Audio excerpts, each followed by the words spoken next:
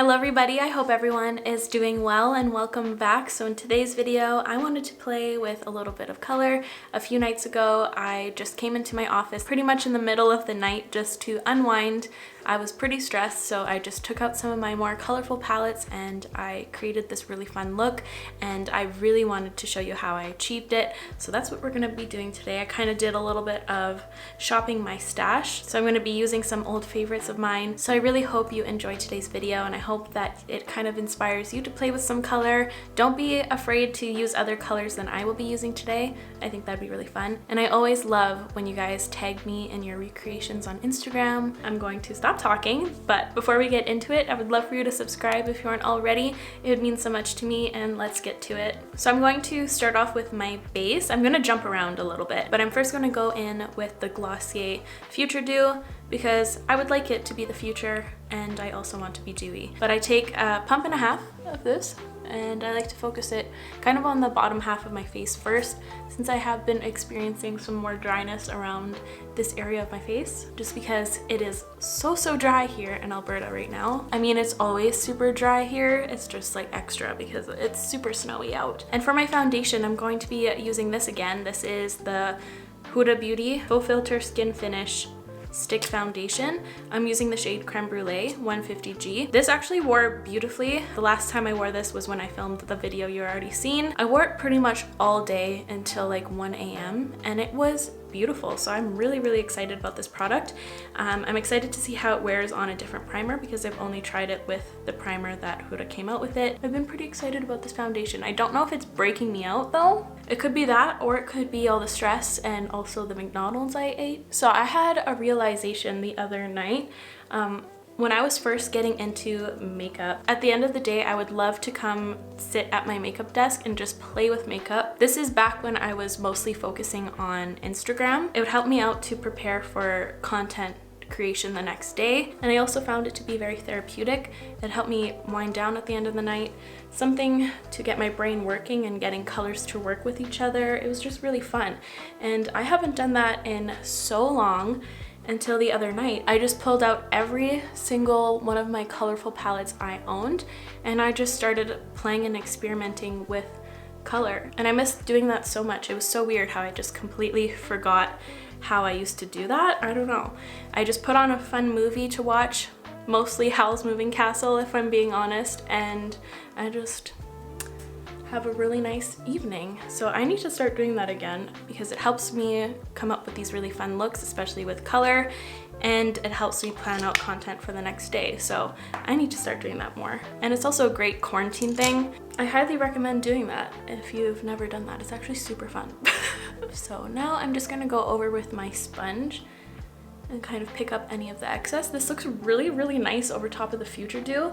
It's a lot more of a glowy finish instead of its normal, more natural finish, which I do really like how it looks. Interesting. I really like the coverage of this foundation as well. It lets my skin shine through, but it's overall looks very corrected. So far, really impressed. So now for my under eyes, I found this Charlotte Tilbury under eye corrector. I use the shade 1 Fair. I haven't used this in a while. It kind of got lost underneath all of my concealers, but I wanted to pull this out again and see how I like it compared to the Becca one, because that's the only one I've been using pretty much on a daily basis. So I'm going to use it with my sponge. This is a beauty blender if you're curious. I just wanted to see how they compare to each other. This one definitely has more of a thicker, more matte consistency, whereas the Becca one has more of a glossy, it pretty much has the same texture as the Glossier concealer. So it's a lot more tacky and stuff, which I find works really well under concealer. But this looks actually quite nice. This used to be my number one before the Becca one came into my life. This one looks slightly more dry under the eye, so I don't know. But let's see with some concealer on top. I'm going to be using my Rare Beauty concealer in the shade 190W. Just gonna start off with a touch of concealer. I'm just gonna blend it out with my sponge real quick. I don't understand. Like, I don't live with any cats at my house. Steve and Tino live with my parents, by the way, but I don't understand how I still have cat hair everywhere, even though like I see them only a couple times a week. Okay, that actually looks really nice and flawless under the eye. I really like that. So now I'm just gonna quickly powder my under eyes with a little bit of the Pat McGrath, the blurring under eye powder. I use the shade Light, and I'm just gonna apply it with this N302 brush from Nabla. The new Nabla brushes are actually quite fantastic. I've been testing them out for the last couple of weeks, and there's some that have already made it to my top favorites.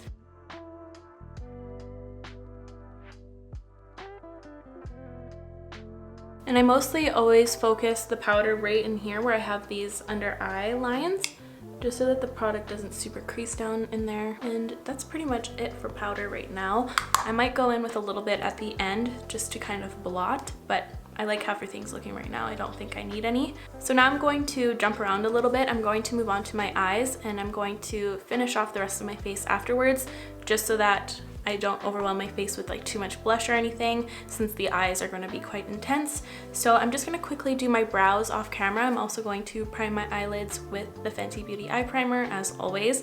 So I will be right back. So please enjoy the brow intermission.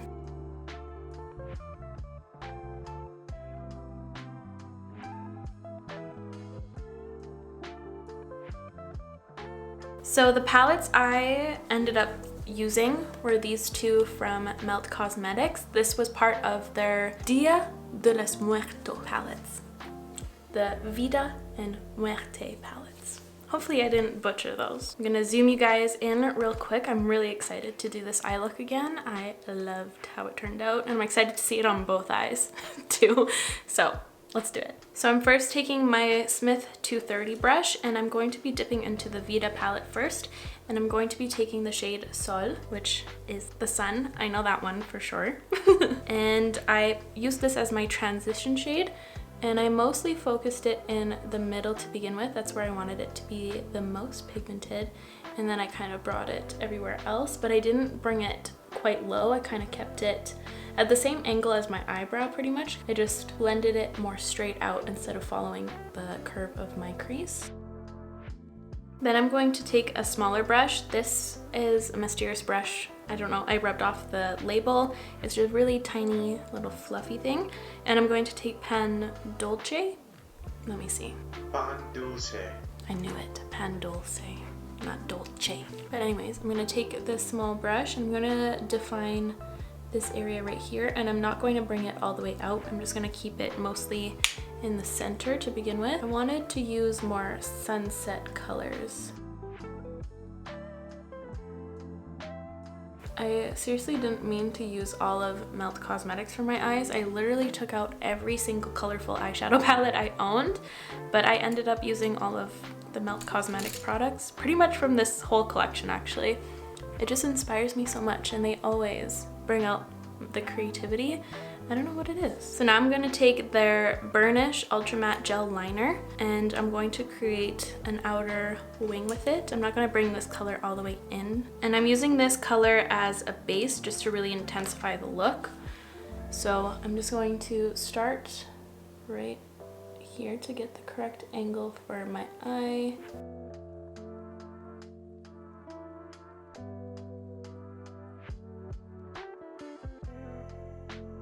So now I'm going to switch over to a softer angled brush, and I'm going to start working with colors from the other palette. And I'm first going to take the shade Velorio, and start deepening this up because the shadow is deeper than this. And I also wanted the edges of this liner to be a little bit more diffused and soft. And I'm going to dip into the shade right next to it. And I wanted it to be a little bit more of an ombre eyeliner. So I'm going to take this in the center portion, kind of looking at my eyelid like in thirds. And then lastly, I'm going to go in Corazon, which is heart, right? I believe it's heart. And I'm going to bring that in at the inner portion. So now that I have that, I'm going to take that middle sage again, that sangre. I just totally pronounced that like a French person would. And I'm going to kind of buff at the edges with this little fun brush. This is a ColourPop E29. It's perfect for this. Just kind of soften it up a little bit. And I'm also going to take that same shade to blend out the bottom portion. I'm taking that shade halfway across, and then I'm going to introduce some of that brighter red shade.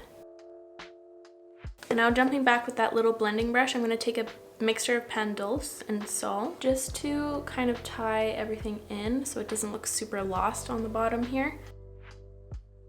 And it really made it look like a sunset, which is fun. I'm going to take this Nabla N210 brush, and I'm going to first dip into that Sangre shade again. Okay, there I go again with the French pronunciation. And I'm going to introduce this to the crease very, very lightly at first. I just want it to have a really nice blend. And then I'm going to take my little shark tooth brush. It's my Tweezerman line glider. I need to find a dupe of this because they no longer make this brush, and it's tragic. You could use a tiny brush like this if you wanted to. I just have them all dirty in front of me now. So I'm going to take a little bit of Croissant with that shade, and I'm going to start creating this line. And then I'm going to blend as I go up. And if you put too much of that color, just take your blending brush with the warmer shades and blend over that, and that actually makes it look a lot better anyways, so I recommend doing it. Basically making this a little bit of a cut crease.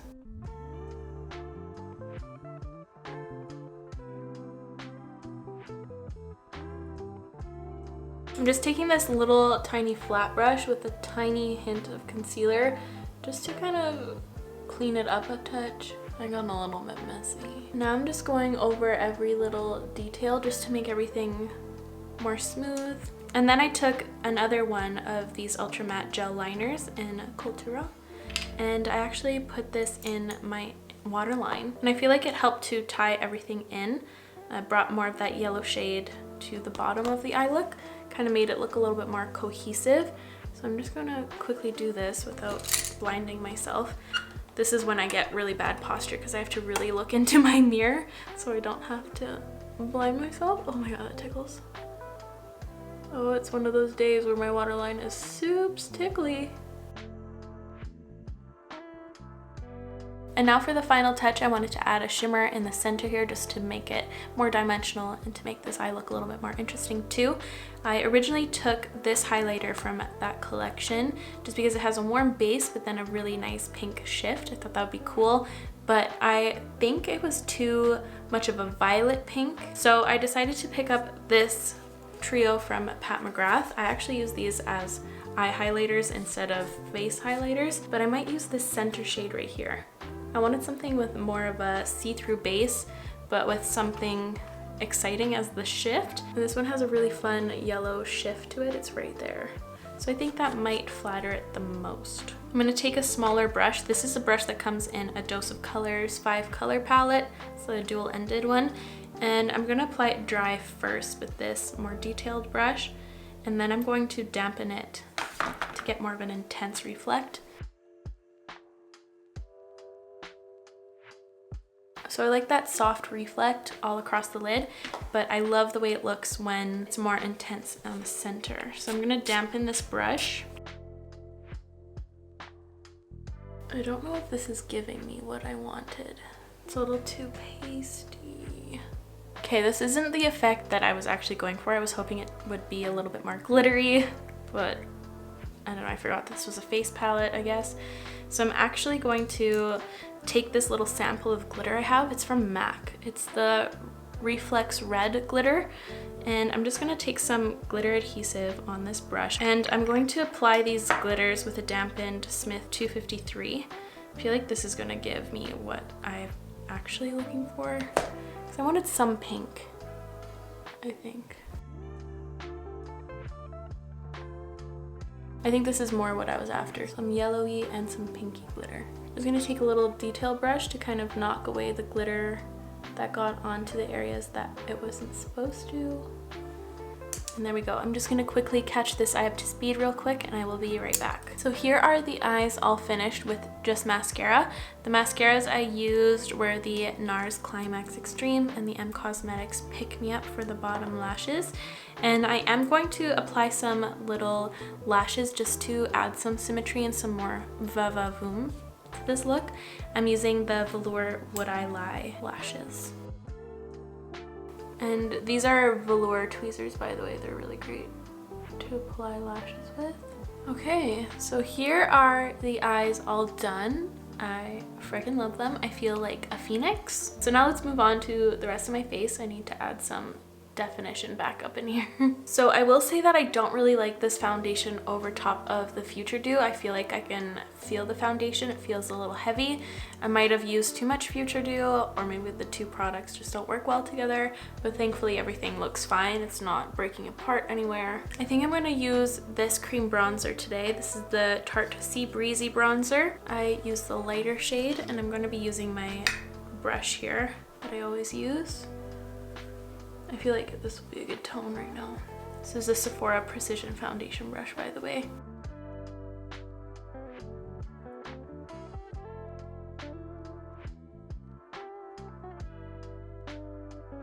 I'm not going to be shy with bronzing up my forehead since I do have more of a bigger one. I've got a lot of playroom up here. So for my highlighter and blush, I originally was thinking like the M Cosmetics Faded Clementine would look really cool with this, but then I did apply it and it was way too orange. It kind of took away from the eyes. So I'm going to go for something a little bit more nude for my skin tone, and I'm going to be using the Kosas Tropic Equinox Duo. I'm going to be using both of the sides in here. So I'm first going to apply the highlighter. I'm going to use my Moda Pro Glow brush. I'm gonna look ultra dewy today. Definitely gonna have to set a little bit with powder. Now dipping into the blush side, I'm using my Smith 115 to do so. It's just a perfect kind of warm nude shade. It's got some orange undertones to it, which suits the eye look perfectly.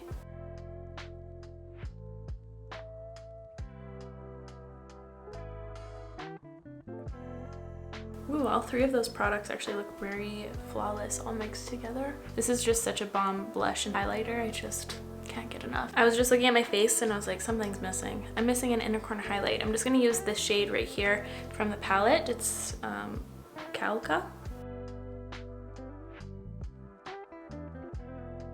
Okay, now I shall figure out a lip combo. So I'm gonna kind of base my lip off the blush I use. So I'm gonna take MAC Strip Down to line my lips first.